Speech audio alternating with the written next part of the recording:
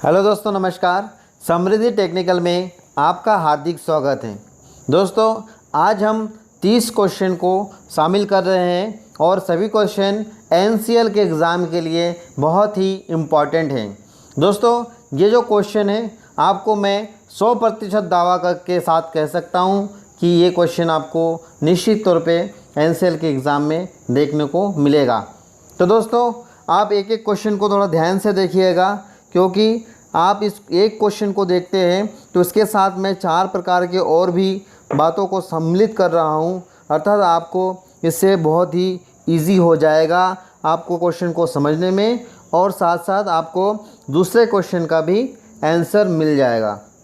ठीक है, तो आप लोग इसे ध्यान से देखिएगा और मैं वीडियो के अंत तक बहुत अच्छा क्वेश्चन को शामिल किया है, तो आप अंत तक देखिए। तो चलिए शुरू करते हैं।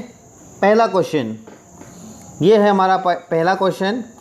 एक रेती के कटिंग की क्रिया किस पर आधारित नहीं होता। दोस्तों, आपको इसमें बताना है कि इसमें कौन सा ऐसा ऑप्शन है जो रेती के आधार पर सही नहीं बैठता। तो देखिए ऑप्शन देखिए, कट का प्रकार, दांत के बीच के स्थान, ठीक है, तो ये तो बैठता है।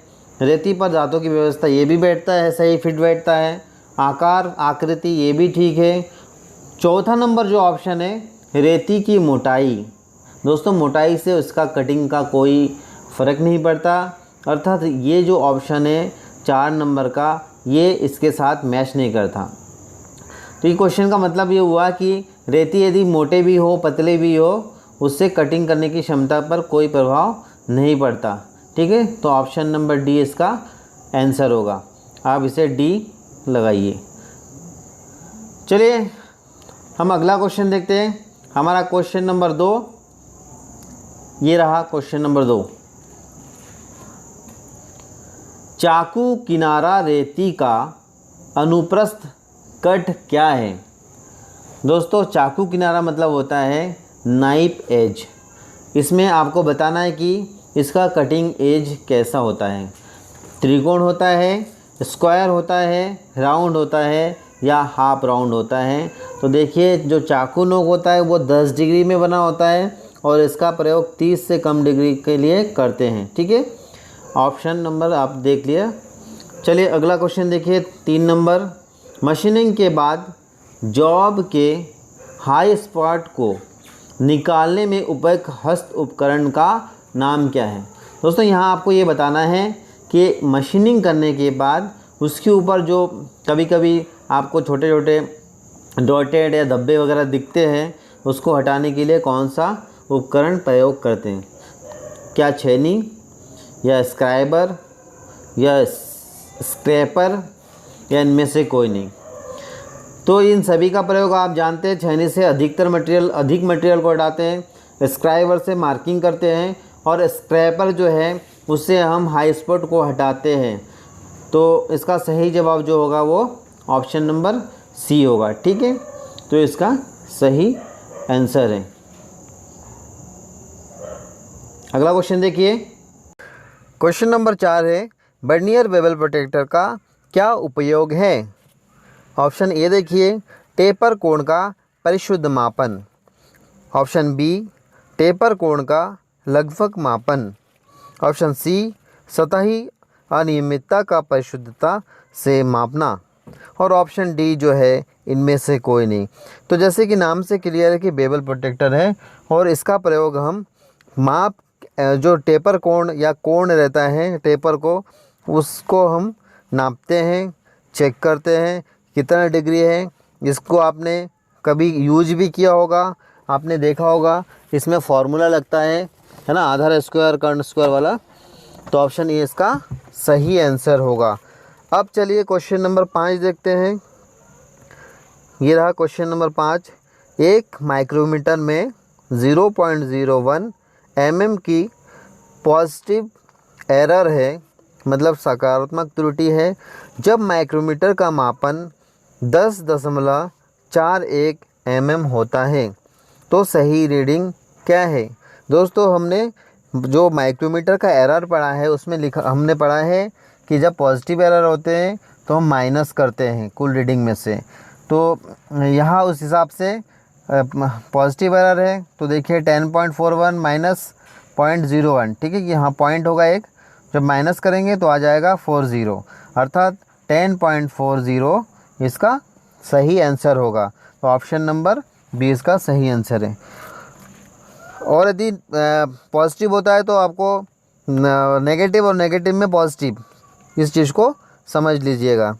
अगला क्वेश्चन देखिए 6 नंबर, वह लॉकिंग डिवाइस जिसमें विभाजन कठोर पिन को डिबरी की खांचे में डाला जाता है उसे क्या कहते हैं।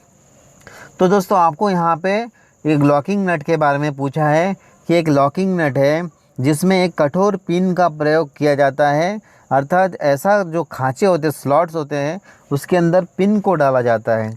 तो आपने कैसल नट देखा होगा, उसके ऊपर 6 फलक पे 6 कटा हुआ खांचा बना होता है और बोल्ट में होल होता है, उस होल के अंदर पिन को डाल देते हैं और डाल के उसे फिर लॉक कर देते हैं।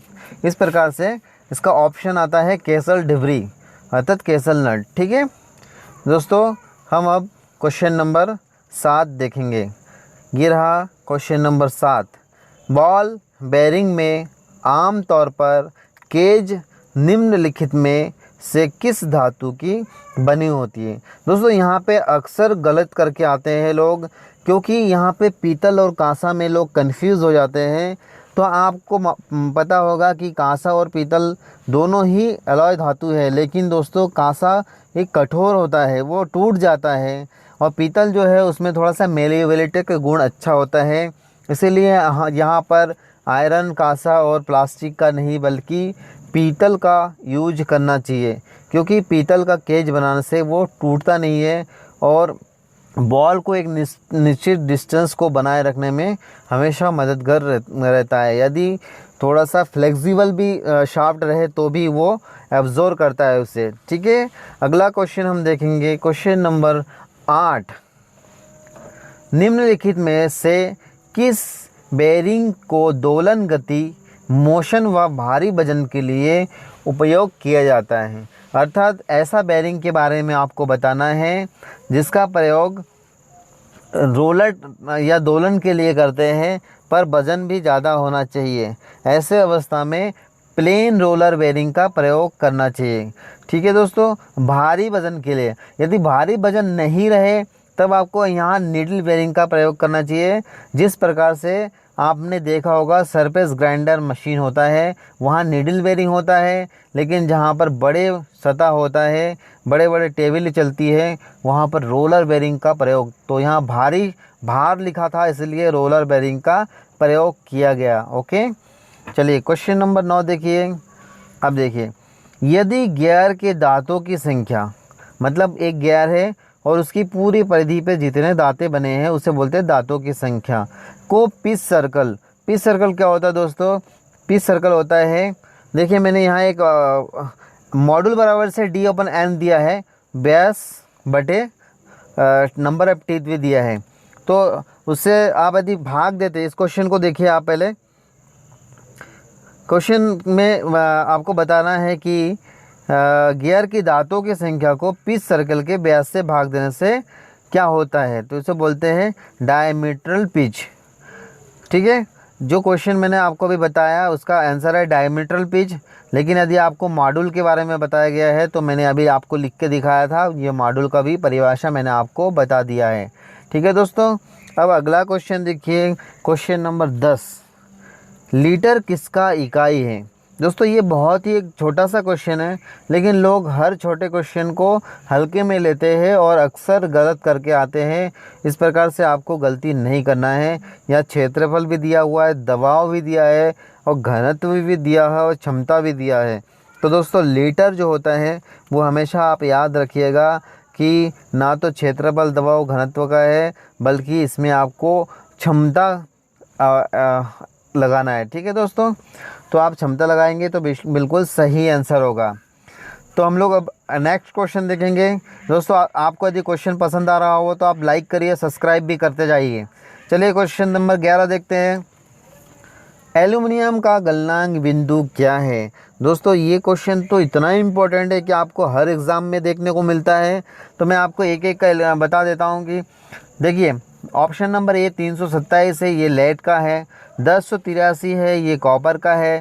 648 है, ये एल्युमिनियम का है दोस्तों। और 910 डिग्री ये पीतल का है। तो आप समझ गए होंगे कि इसका ऑप्शन कौन सा है। इसका ऑप्शन नंबर सी इसका बिल्कुल सही आंसर होगा। तो दोस्तों मैं आपको बता रहा था कि आपको यदि क्वेश्चन पसंद आ रहा हो और यदि आप फर्स्ट टाइम मेरे वीडियो को देख रहे हैं तो आप सब्सक्राइब कर दीजिए जल्दी से, ठीक है।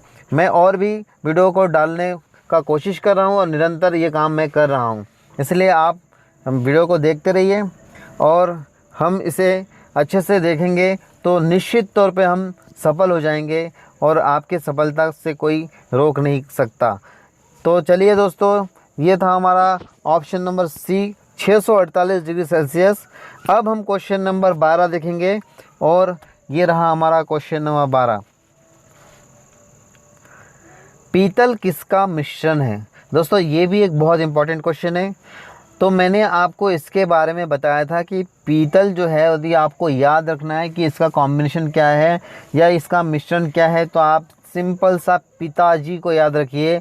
पिताजी जब आप लिखेंगे, वैसे छोटी की मात्रा आता है लेकिन आप बड़ी की मात्रा कर दीजिए, तो पी मतलब पीतल और ता मतलब तांबा और जी मतलब जिंक। तो देखिए ऑप्शन नंबर आता है तांबा और जस्ता इसका सही आंसर है। बाकी तांबा और टीन मिला के कांसा बनता है दोस्तों, और तांबा और निकल मिला के बनता है मुंद्रा मेटल, जिससे हम पैसे बनता था पहले, आजकल तो बनना बंद हो गया इसका, लेकिन इसको बोलते हैं। और डी ऑप्शन देखिए तांबा और एल्युमिनियम, तो इससे बहुत सारे अलॉय बनता है। कभी कभी ड्यूरेलियम बनाते समय भी 1% तक के तांबा को मिलाया जाता है।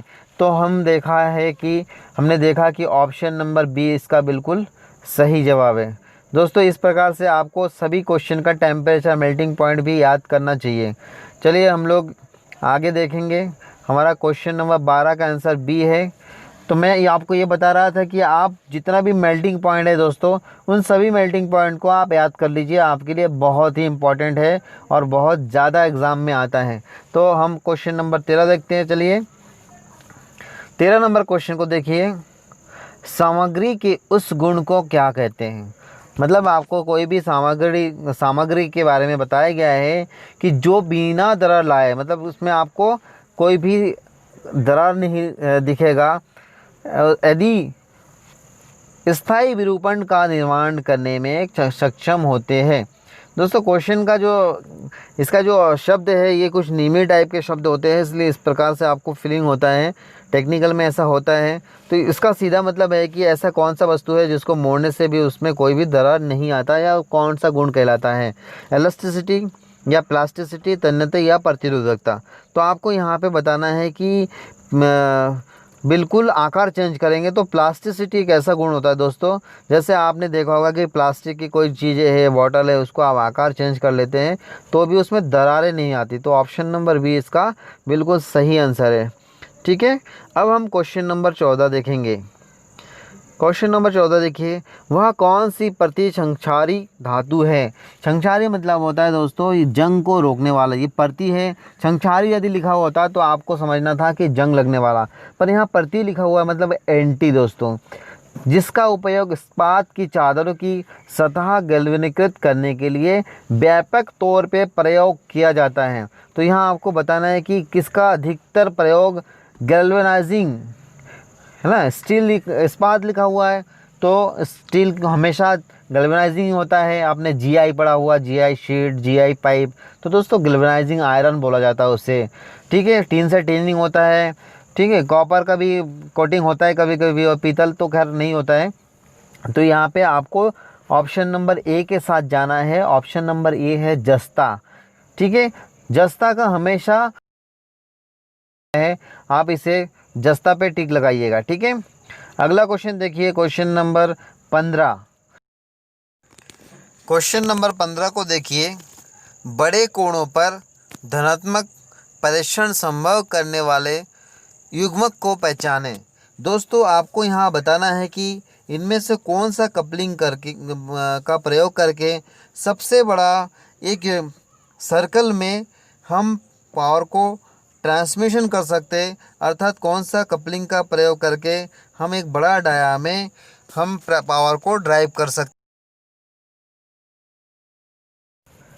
दोस्तों आपको यहाँ बताना है कि इनमें से कौन सा कपलिंग का प्रयोग करके सबसे बड़ा एक सर्कल या डायरेक्शन हम प्राप्त कर सकते हैं। अर्थात यदि पुली में या ड्राइव में यदि मिस अलाइनमेंट भी हो तो कौन सा पुली जो होगा, कौन सा कपलिंग जो होगा वो काम करेगा, तो वो है यूनिवर्सल कपलिंग। ठीक है दोस्तों, अब हम क्वेश्चन नंबर 16 देखेंगे। क्वेश्चन नंबर 16 है, एल्युमिनियम अयस्क से निकाला जाता है। मतलब दोस्तों एल्युमिनियम खालिस्तान अयस्क से निकाला जाता है। इसमें आपको बताना है कि कौन सा अयस्क से एल्युमिनियम को प्राप्त करते हैं। तो यहाँ देखिए पायराइड लिखा हुआ है, तो पायराइड से दोस्तों कॉपर पायराइड मतलब कॉपर निकाला जाता है। और बॉक्साइट जो है वो एल्युमिनियम बॉक्साइट से प्राप्त किया जाता है। और एल्युमिनियम ऑक्साइड, तो ये तो एल्युमिनियम ऑक्सीजन के साथ क्रिया करके एल्युमिनियम ऑक्साइड बनता है, तो ये नहीं होगा। और मैग्नेटाइट जो है ये आयरन का ऑक्साइड है। तो इसका ऑप्शन नंबर बी बिल्कुल सही आंसर है और आपको बी लगाना है। दोस्तों यदि आपको कोई क्वेश्चन समझने में दिक्कत हो रहा हो तो कमेंट्स करिएगा। यदि आप कमेंट्स करेंगे तो मैं उस कमेंट्स का आंसर निश्चित तौर पे दूंगा। और यदि आपको कहीं समस्या आ रहा है इसके अतिरिक्त भी, तो आप मुझे बताइए कि आपको कौन सा और वीडियो देखना है या आपको कौन सी चीज़ें पढ़नी है। ठीक है, चलिए तो ऑप्शन नंबर बी के बाद अब हम क्वेश्चन नंबर 17 देखते हैं।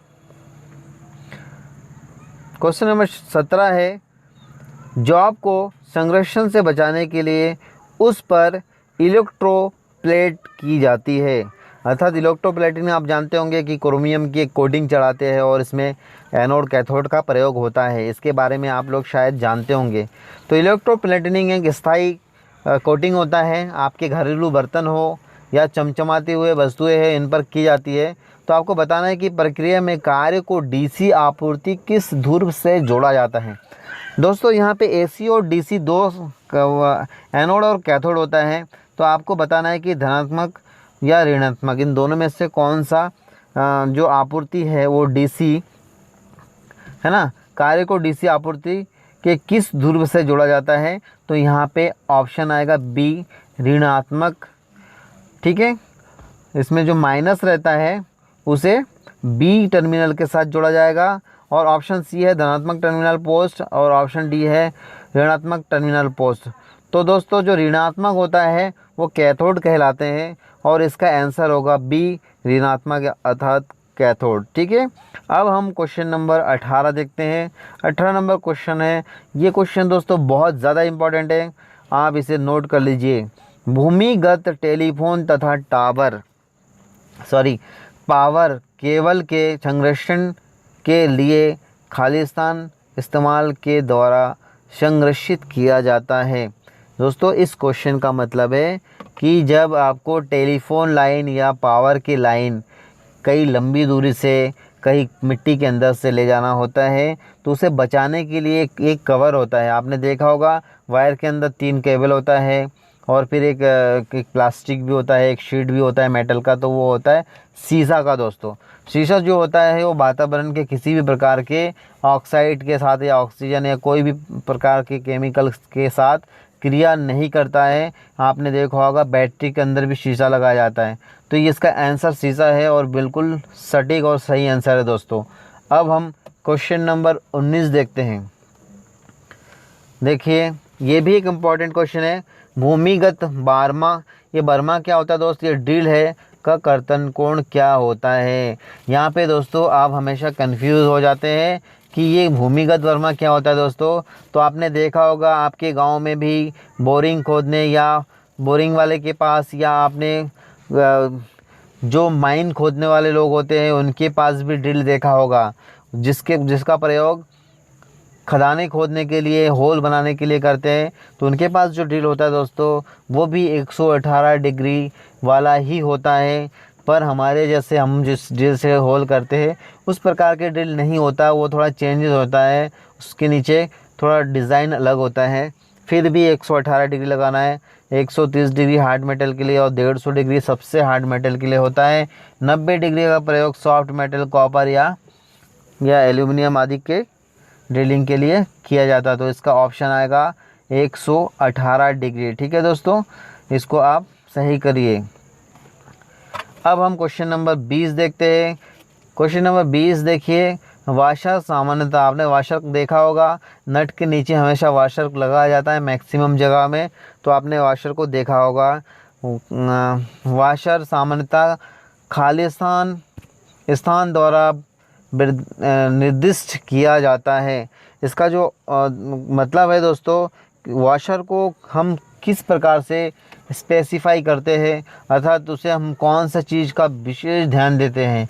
सभी चीज़ों को ध्यान देना पड़ता है, हालांकि एक चीज़ जो है मेन है वो है बीच के सुराख का व्यास दोस्तों।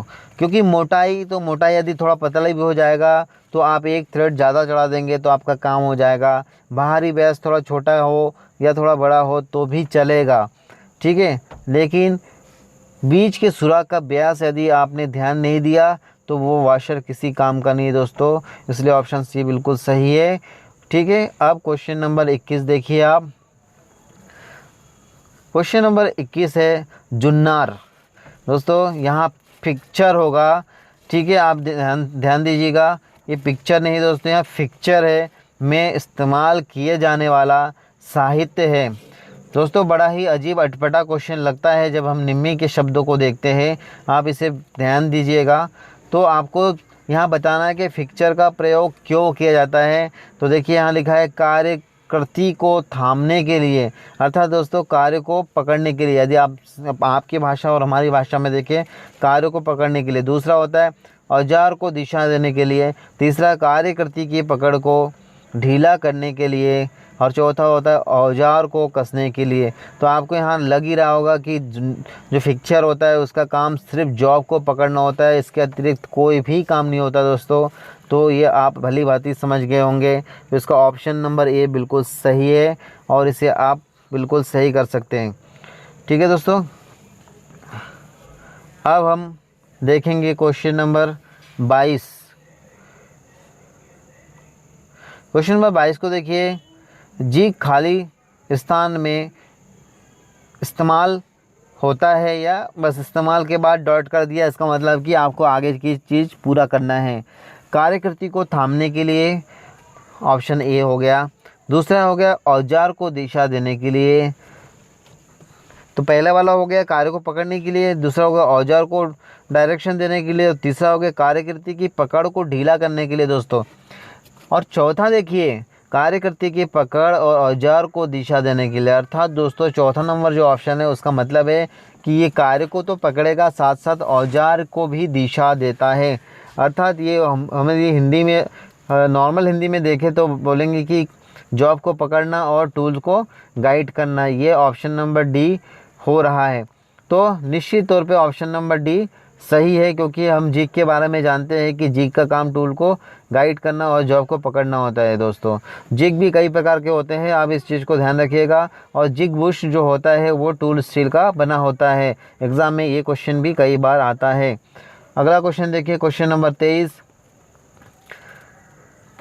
ये जो क्वेश्चन है दोस्तों, ये तो मैक्सिमम लोग इसे छोड़ देते हैं क्योंकि उनके दिमाग में नहीं बैठता है कि भाई ये क्या चीज़ है। अग्नि जोखिम में अग्नि त्रिकोण के तौर पर पहचाना जाता है। दोस्तों ये देखिए क्वेश्चन कैसा है, अग्नि जोखिम को अग्नि त्रिकोण, अर्थात दोस्तों जो आग होता है उसमें 3 चीज़ों का मिश्रण होता है और आपको बताना है इनमें से कौन सा 3 चीज़ जो है आग का मिश्रण में। ईंधन है, ईंधन के साथ साथ ऑक्सीजन और ताप है क्या, तो ए नंबर। बी ईंधन तरल एवं वाष्प। सी ईंधन परिचालन एवं ठोस। और डी तेल और अवशिष्ट। दोस्तों इनमें से आप यदि देखेंगे तो ईंधन, ऑक्सीजन और ताप, इन 3 चीज़ों को आप जब मिलाएंगे तो ही एक आग कंप्लीट हो सकता है दोस्तों। यदि इन तीनों में से आप एक को भी हटा देते हैं तो आग को जलाना पॉसिबल नहीं है। ठीक है दोस्तों, तो ईंधन हो गया फ्यूल, ऑक्सीजन O2 और टेम्परेचर मतलब होता है दोस्तों ताप। तो आपका ऑप्शन नंबर ए बिल्कुल सही होगा। और यदि आपको आग बुझाना है और ऑप्शन पूछता है तो आप उनमें से कौन सा हटा सकते हैं वो देखिए, तो आपका काम बन सकता है। चलिए अब हम क्वेश्चन नंबर 24 देखते हैं। भारी विद्युत परीक्षण में किस प्रकार के गियर का इस्तेमाल होता है। दोस्तों यहाँ पे भारी विद्युत परीक्षण में हो सकता है थोड़ा मिस टाइपिंग हो। यहाँ पे आपको बताना है कि भारी गति परीक्षण, यहाँ गति, विद्युत की जगह आपको गति लिखना है और आपको एग्ज़ाम में भी गति मिलेगा। ठीक है, ये टाइपिंग का समस्या है थोड़ा सा, इसे आप समझ लीजिएगा। और आपको ये बताना है कि कौन सा गियर इसमें है जो बहुत तेज़ गति में चलाया जाता है या अधिक गति में चलाने के लिए प्रयोग किया जाता है। तो हाइपोइड गियर को एक बेवल गियर दोस्तों, ये अधिक गति पे चलाने के लिए नहीं होता। दूसरा होता है हेलिकल गियर, तो हेलिकल गियर तो स्पीड के लिए होता है, लेकिन दोस्तों एक समस्या भी है इसका। हेलिकल देखिए, हेलिकल बनाया सिंगल, और ये जो डबल है टायर के जैसे ट्रैक्टर की, वो आपको बोलते हैं डबल हेलिकल गियर है। तो इसका ऑप्शन सी बिल्कुल सही होगा। ठीक है दोस्तों, तो ऑप्शन नंबर सी इसका आंसर है। अब अगला क्वेश्चन देखिए, क्वेश्चन नंबर 25। भारी निर्माण कार्य में इस्तेमाल होने वाले क्लिक शीर्ष रिवेट का हेड का नाम बताइए। दोस्तों आपको यहाँ बताना है कि जो निर्माण कार्य होता है अर्थात कंस्ट्रक्शन वर्क होता है, उसमें ऐसा कौन सा रिवेट है जो हेवी वर्क के लिए यूज होता है। तो मैंने आपको रिवेट बनाकर भी दिखाया है, आप इससे देखिए फ्लैट रिवेट कैसा होता है, पेन हेड और स्नैप हेड और mushroom head.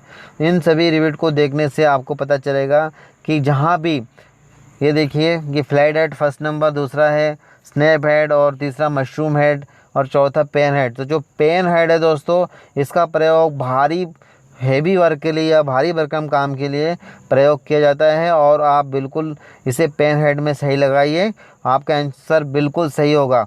Option number B के साथ आप जाइए। चलिए नेक्स्ट क्वेश्चन देखते हैं। हमारा अगला क्वेश्चन है दोस्तों 26 नंबर क्वेश्चन। निम्नलिखित में से लैप के अलाउंस है। दोस्तों यहाँ लैप मीन्स होता है लैपिंग। तो लैपिंग के लिए जो एब्रेसिव आपने यूज किया होगा, aluminium oxide, silicon carbide, diamond, corundum, ये सब बहुत सारी चीज़ यूज होता है। और जो लैपिंग होता है दोस्तों, ये बहुत एक्यूरेसी वाला ऑपरेशन होता है, सबसे ज़्यादा एक्यूरेसी इसी में आता है, क्योंकि इसे हाथ और मशीन दोनों से कर सकते हैं। तो इसका जो अलाउंस होता है वो 0.01 मिलीमीटर होता है दोस्तों, और हॉर्न और लैप दोनों का ही 0.01 होता है। चलिए अगला क्वेश्चन देखिए, क्वेश्चन नंबर 27। ये क्वेश्चन देखिए, सिंपल सा क्वेश्चन है लेकिन सब लोग गलत कर देते हैं दोस्तों। ये है दस्ती हैमर का भार होता है। दोस्तों यहाँ आपको हैंड हैमर के भार बताना है कि आमतौर पर जो हैंड हैमर होता है उसका भार क्या होता है। 0.11 kg से 0.22 kg मतलब होता है दोस्तों 110 ग्राम से 220 ग्राम। अगला देखिए 220 ग्राम से 330 ग्राम। ठीक है, अगला है 0.91 से 2 kg अर्थात 910 ग्राम से 2 kg ठीक है। अगला इसका ऑप्शन नंबर डी जो है 0.11 से 91 kg दोस्तों इसका सही आंसर है। ठीक है, अगला क्वेश्चन देखिए 28। किसी मशीन के बॉडी में स्टड स्क्रू को खोलने के लिए सर्वाधिक उपयुक्त व्यवस्था कौन सा है। दोस्तों मान लीजिए किसी मशीन के बॉडी के अंदर स्टड डला हुआ है, आपने उसको टाइट किया था, लेकिन बाद में जब उसको खोलने गए तो वो खुल नहीं रहा। आप उसे कैसे खोलेंगे? स्टड को चीजल के द्वारा मार के एंटी क्लॉकवाइज घुमा के, या स्टड को वेल्डिंग करके निकालेंगे, या पाइप रेंच का प्रयोग करके निकालेंगे क्योंकि उसका हेड तो है ही नहीं, या डबल नट को लॉक कर स्टड को खोलने की कोशिश करेंगे। तो दोस्तों मैं आपको बता दूं कि इसका हेड नहीं होता, उसे स्टड कहते हैं। इसमें दोनों साइड थ्रेड होता है। ये अब आपने डाल तो दिया था, लगाते समय तो आपने इजीली लगा दिया, लेकिन खोलते समय आप नहीं खोल पा रहे हैं। ऐसे अवस्था में दोस्तों आपको सबसे ईजी जो तरीका है वो बता देना चाहूँगा कि आप 2 नट लीजिए। जिस हेड को में आपको खोलना है, जिसे आप स्टड को खोलना चाहते हैं, उसमें आप लगाइए इस प्रकार से, और 2 स्पिनर लगाइए, उसमें डबल नट को लॉक कर दीजिए। स्टड को लॉक करने के बाद आप उसके जो पीछे वाला नट है उसमें स्पिनर को लगाइए और उसे आप एंटी क्लॉकवाइज घुमाइए, आप नट को बिल्कुल खोल सकते हैं। तो इसका ऑप्शन है डबल नट के द्वारा स्टड को खोलना, और ये बिल्कुल सही आंसर है। अगला क्वेश्चन दोस्तों, ये क्वेश्चन कई एग्ज़ाम में आ चुका है, मेट्रो में भी एक बार आ चुका है दोस्तों, और एनसीएल के एग्ज़ाम में बिल्कुल आ सकता है। ईडीएम मशीन का पूरा नाम क्या है? देखिए, electro discharge machine, electro distortion machine, electro discharge machine, electronic diagonal machine या इलेक्ट्रॉनिक डिस्ट्रक्शन मशीन। दोस्तों यहाँ पे आपको हर एक शब्द को बिल्कुल बारीकी से देखना पड़ेगा। तो इसका जो सही जवाब है दोस्तों वो इलेक्ट्रो डिस्चार्ज मशीन है। और आपको ये ध्यान देना है, क्योंकि अक्सर हम ऐसा गलती कर देते हैं कि डिस्टॉर्शन और डिस्चार्ज हम थोड़ा सा पढ़ लिया और इसको टिक लगा दिया कि ए सही है, लेकिन दोस्तों ये ए बिल्कुल गलत है और इसका बी सही है। एटीएम में भी ऐसे ही लोग गलती करके आते हैं, ऑटोमेटिक टेलर मशीन या ऑटोमेटिक ट्रांजैक्शन मशीन, इस टाइप से ऑप्शन आता है और कई बार लोग इसको गलत कर देता है। तो आपको गलत नहीं करना है दोस्तों। ये एक मशीन होता है जिसमें वायर कट मशीन भी बोलते हैं। इसमें क्या होता है कि आपको जब एक्यूरेसी से पार्ट को कटिंग करना होता है तो एक वायर से कटिंग करते हैं, इसको डिस्चार्ज मशीन बोलते हैं। इसके बारे में हम एक वीडियो बनाएंगे, आप ज़रूर देखना। अगला क्वेश्चन देखिए, ये हमारा 30वां क्वेश्चन है। टंगस्टन इनर्ट गैस वेल्डिंग, आपने टीआईजी वेल्डिंग का नाम बहुत सुना होगा, में कौन सा गैस प्रयोग किया जाता है?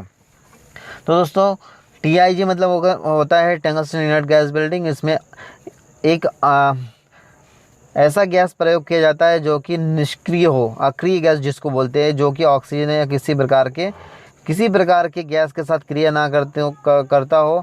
और इसमें आर्गन गैस जो है वो एकदम सटीक बैठता है और बहुत सही होता है इस गैस से जब वेल्डिंग करते हैं। क्योंकि जब हम टीआईजी वेल्डिंग करते हैं, खास करके अलॉय मेटल के वेल्डिंग के समय, तो उस पर ऑक्सीडाइजिंग बिल्कुल भी नहीं होना होता है, तो वेल्डिंग अच्छा होता है। तो इसका ऑप्शन होगा बी, आर्गन गैस दोस्तों। और ये हमने 30 क्वेश्चन जो डाला है ये बहुत इंपॉर्टेंट है दोस्तों। आप इसे देखेंगे, आप एनसीएल के एग्ज़ाम में भी ये सारे क्वेश्चन में से बहुत सारे क्वेश्चन आपको देखने को मिलेगा। और मैं आपको ये बताना चाहूँगा कि आप हमारे इस सारे वीडियो को देखते रहिए, और इसके अतिरिक्त मैं और भी क्वेश्चन अच्छे से अच्छे क्वेश्चन आपके लिए लेकर आ रहा हूँ। अगला वीडियो में और भी अच्छा क्वेश्चन लेके आऊँगा, तो आप देखते रहिए। और इसका ऑप्शन बी में आप पहले टिक लगा लीजिए, ठीक है। और CO2 वेल्डिंग के बारे में मैं आपको बता देता हूँ, जैसे मिग वेल्डिंग भी इसको बोला जाता है, MIG metallic inert gas welding, ठीक है दोस्तों। तो इसके बारे में भी आपको पढ़ना है। तो इस प्रकार से ये 30 क्वेश्चन था। और कैसा लगा आपको प्यारे दोस्तों? आपको वीडियो पसंद आया तो लाइक शेयर करें, और वीडियो को आपके दोस्तों के साथ निश्चित तौर पर शेयर करें। और यदि आप फर्स्ट टाइम हमारे चैनल को देख रहे हैं तो सब्सक्राइब करिए, ठीक है। तो निश्चित तौर पे ये करिए और मेरा मनोबल और बढ़ाइए। और आप लोगों ने हमारे साथ जुड़े और पूरे वीडियो को देखा, आप लोगों को बहुत बहुत धन्यवाद। Thank you for watching. आप देखते रहिए समृद्धि टेक्निकल।